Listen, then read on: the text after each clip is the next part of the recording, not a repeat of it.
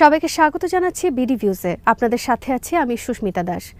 আগাম ঘোষণা দিয়ে ইসরায়েলে ইরানের হামলার পর অনেকটা প্রতীকী স্টাইলে ইরানে পাল্টা হামলা করেছে তেল আবিব। যুক্তরাষ্ট্র সহ অন্য মিত্রদের নিষেধের পরও ইসরায়েল এই হামলা করেছে। এই হামলায় ক্ষয়ক্ষতি কিছু না হলেও এই পাল্টাপাল্টি পদক্ষেপ আগামী দিনের পরিস্থিতির একটি ইঙ্গিত দিচ্ছে। বিশ্লেষকরা বলছেন ইরান আপাতত এই হামলা আর এগোতে চায় না, কিন্তু ইরান চুপ থাকলেও ইসরায়েলের সাথে তাদের সংঘাতে শঙ্কা বন্ধ হবে না, কারণ ইরানের মিত্র প্রক্সি গোষ্ঠীগুলোর ওপর ইসরায়েল হামলা কখনোই বন্ধ করবে না।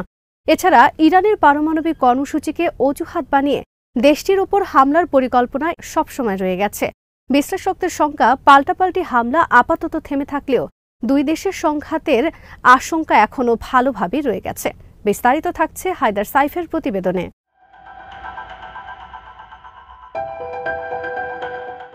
13 এপ্রিল ইরান যখন ইসরায়েলে হামলা চালায়, তখন ব্রিটেন, ফ্রান্স, জর্ডান আর যুক্তরাষ্ট্রের সহায়তায় অনেক ড্রোন ও মিসাইল ঠেকানো দাবি করেছে তেল আবিব। ইসরায়েল দাবি করেছে 99% ড্রোন আর মিসাইল তারা আটকাতে পেরেছে।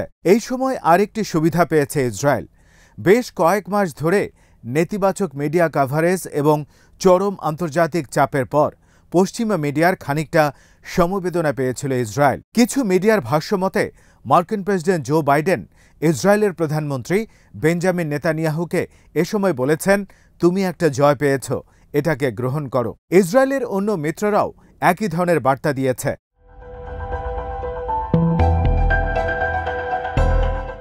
ইসরায়েল অবশ্য এই পরামর্শ কানে তোলেনি। কথিত মার্কিন অনুরোধে তাৎক্ষণিক হামলা না করলেও প্রতিরক্ষা মন্ত্রী ইয়াব গ্যালান্ট, প্রতিরক্ষা বাহিনীর প্রধান হারজি হালেভি, ওয়ার ক্যাবিনেট সদস্য বেনি গান্স এবং নেতানিয়াহু সবাই তাৎক্ষণিকভাবে প্রতিশোধ নেয়ার কথা বলেছেন। পরে ইরানের ইস্পাহানে একটি বিমান ঘাঁটির প্রতিরক্ষা সিস্টেমে হামলা করে ইসরায়েল। যদিও এই হামলা ছিল অনেকটাই প্রতীকী, তবুও একটা প্রশ্ন স্বাভাবিকভাবেই সামনে এসেছে, যুক্তরাষ্ট্র ও অন্য মিত্ররা নিষেধ করার পরও ইসরায়েল কেন এই হামলা করল? ইসরায়েলের এই হামলার পেছনে অনেকগুলো অশুভ কারণ আছে।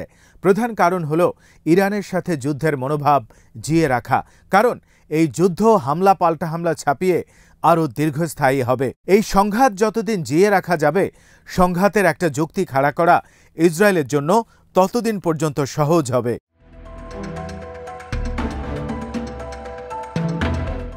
কিছু বিশ্লেষক বলেছেন ইসরায়েলের হামলার পেছনে রয়েছে নেতানিয়াহুর উচ্চাকাঙ্ক্ষা। নিজের চামড়া বাঁচানোর চেষ্টা করছেন তিনি। ইসরায়েলের নেতানিয়াহু চরম অজনপ্রিয় হয়ে উঠেছেন। তার গ্রহণযোগ্যতা এখন 15% নেমে এসেছে। ইসরায়েলের নিরাপত্তা দেওয়ার যে প্রতিশ্রুতি তিনি দিয়েছেন, সেই এক শর্তের ওপর তার গ্রহণযোগ্যতা ঝুলে আছে। কিন্তু হামাসের হামলায় সেই প্রতিশ্রুতির মারাত্মক ক্ষতি হয়েছে। আর সেই ইমেজ ফিরিয়ে আনার জন্যই ইরানের সাথে যুদ্ধ জিয়ে রাখতে চান নেতানিয়াহু। রাজনৈতিকভাবে টিকে থাকার জন্য এটাকেই একমাত্র উপায় মনে করছেন তিনি।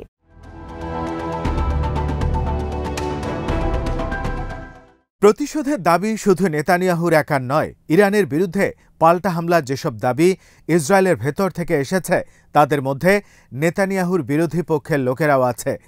গান্স, গ্যালান্টের মতো নেতারাও পাল্টা হামলার কথা বলেছেন, যারা রাজনৈতিকভাবে নেতানিয়াহুর পতন চান। বিভিন্ন জরিপ বলছে এই মুহূর্তে নির্বাচন হলে গান্সই প্রধানমন্ত্রী নির্বাচিত হবেন।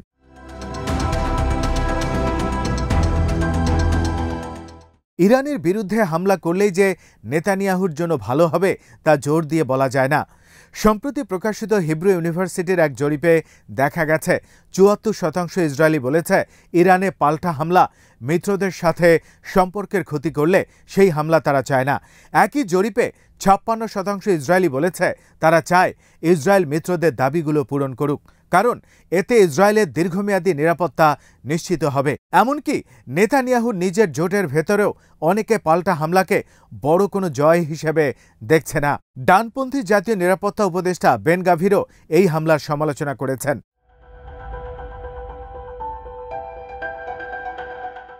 অন্যদিকে পাল্টা হামলার জন্য ইসরায়েল যেসব কারণের কথা বলছে, সেগুলোকে দেখা হচ্ছে অন্তঃসারশূন্য।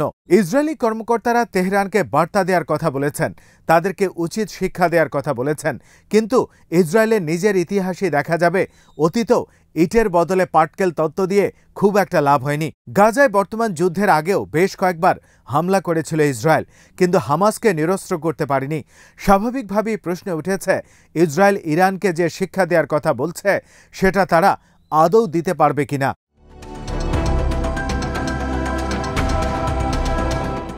ইরানে আঘাত হানার পেছনে ইসরায়েলের সুস্পষ্ট কারণটি সাদামাটা প্রতিশোধ নেয়া। যদিও এই হামলা কার্যকর কিছু হয়নি। ইসরায়েলে ৬০ টনের মতো বিস্ফোরক ফেলেছে ইরান।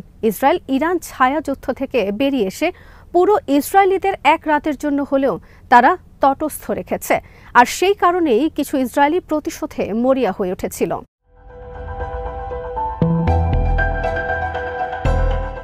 নিউ ইয়র্ক টাইমসের ব্রেট স্টেফেন্সের মতো বিশ্লেষক বলেছেন, প্রতিশোধের মতো পদক্ষেপ ঠান্ডা মাথায় নিতে হয়। আবেগ থেকে তড়িঘড়ি সিদ্ধান্ত কোনো উপযুক্ত কৌশল হতে পারে না। ইসরায়েলের প্রতিশোধের ক্ষেত্রেও কথাটা সত্য। আঞ্চলিক যুদ্ধ লাগলে ইসরায়েলি সামরিক ও কূটনৈতিকভাবে ক্ষতিগ্রস্ত হবে। স্পাহানের হামলা সেভাবেই কোনো মতে করা হয়েছে যাতে পরিস্থিতির অবনতি না হয়।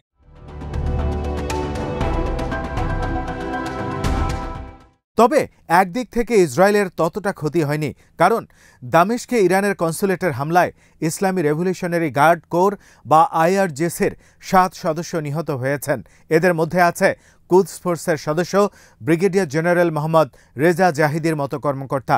২০২০ সালে ইরাক যুক্তরাষ্ট্রে কাসেম সুলাইমানিকে হত্যা করেছিল। এরপর এত বড় ক্ষতির মুখে ইরান আর পড়েনি। সেই তুলনায় ইরানের হামলায় ইসরায়েলের তেমন কোনো ক্ষতি হয়নি।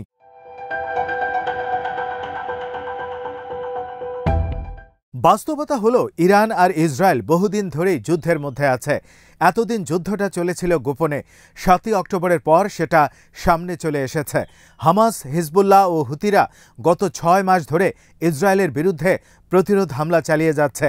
এই গ্রুপগুলোকে বিভিন্ন মাত্রায় অর্থায়ন, প্রশিক্ষণ ও অস্ত্র দিয়ে সহায়তা করছে ইরান।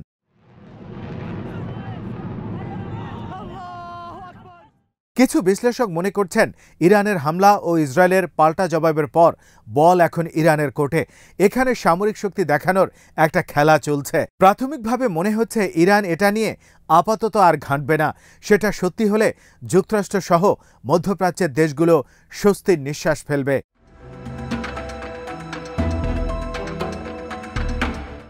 আশঙ্কার কথা হলো, এই পরিস্থিতিটা খুব বেশি স্থায়ী নাও হতে পারে, কারণ ইসরায়েল দেশের বাইরে ইরানের প্রক্সি শক্তিগুলোর ওপর হামলা চালিয়েই যাবে। আর ইসরায়েলের যে স্বভাব, তাতে ইরানের দূতাবাসে হামলার মতো ঘটনা তারা ভবিষ্যতে আবারও ঘটাতে পারে।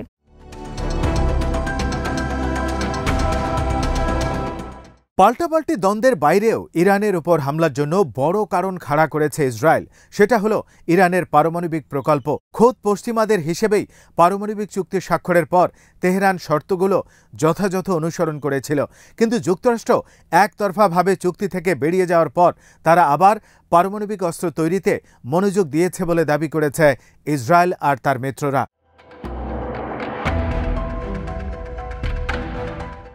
ইসরায়েলের ভয় হলো, ইরান পারমাণবিক শক্তি অর্জন করলে আরও জোরালোভাবে তারা প্রক্সি গোষ্ঠীগুলোকে সহায়তা দেবে। ইসরায়েলে ইরানি সরাসরি হামলার পর বহু ইসরায়েলের মধ্যে এই ভয় আরও জোরালো হয়েছে। পারমাণবিক অস্ত্র থাকার পরও ইসরায়েল ইরানকে কনভেনশনাল হামলা থেকে ঠেকিয়ে রাখতে পারেনি। সেখানে ইরান পারমাণবিক অস্ত্রের অধিকারী হলে ইসরায়েল ইরানকে কতটুকু ঠেকাতে পারবে সেই আশঙ্কা তাদের রয়েই গেছে। সেই কারণে বিশ্লেষকদের মতে ইসরায়েলের দিক থেকে ইরানের পারমাণবিক স্থাপনায় হামলার আশঙ্কা আরও বেড়ে গেছে।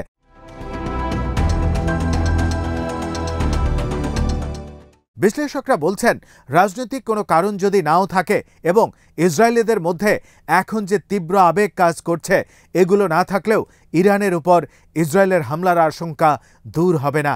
আর ইরান ইসরায়েলের মধ্যে যতদিন এই দ্বন্দ্ব চলবে ততদিন তারা একে অন্যকে আঘাত হানতেই থাকবে। যুক্তরাষ্ট্র বা তাদের অন্য মিত্ররা সেখানে কি বলল তা এই হামলা বন্ধে খুব একটা ভূমিকা রাখবে না।